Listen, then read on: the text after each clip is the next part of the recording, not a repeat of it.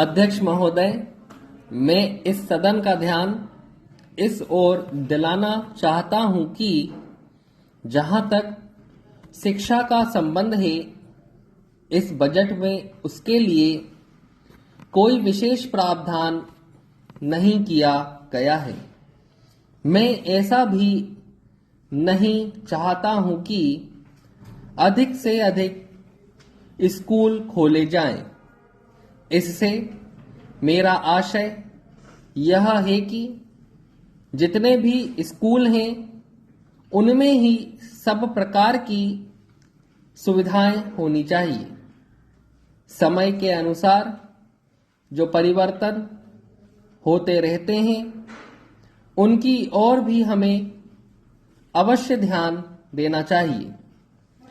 इस समय जो सबसे आवश्यक बात है वह है शिक्षा में मौलिक परिवर्तन किया जाना।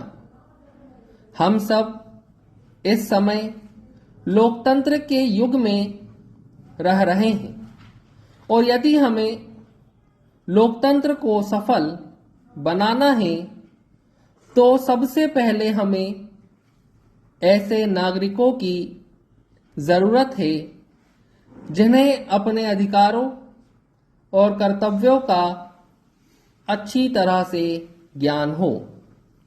महोदय, मैं अपने माननीय मंत्री जी का धन्यवाद करना चाहता हूं जिन्होंने बजट भाषण दिया है और अपनी नीतियों की घोषणा की है।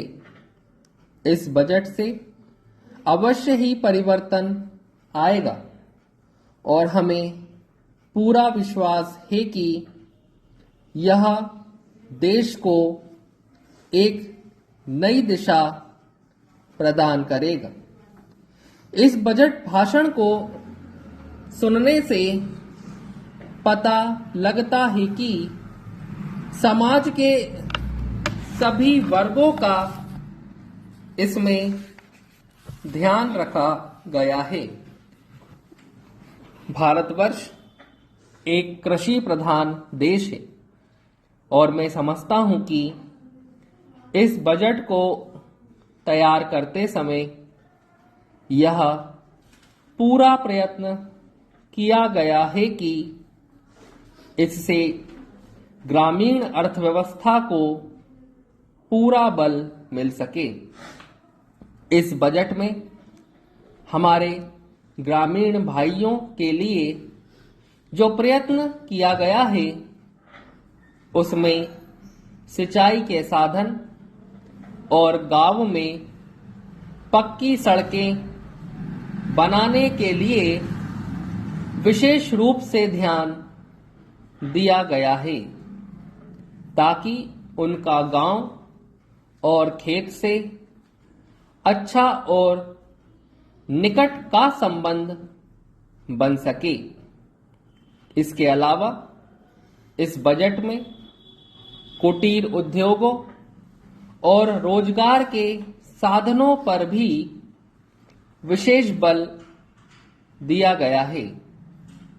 इससे ग्रामीण अर्थव्यवस्था को बहुत बड़ी राहत मिलेगी। महोदय, इस अवसर पर मैं आपका ध्यान एक बात की ओर आकृष्ट करना चाहता हूं। बहुत से हमारे भाइयों ने कहा है कि वे अपने इलाकों की सफाई आदि के कामों में सहयोग नहीं देंगे।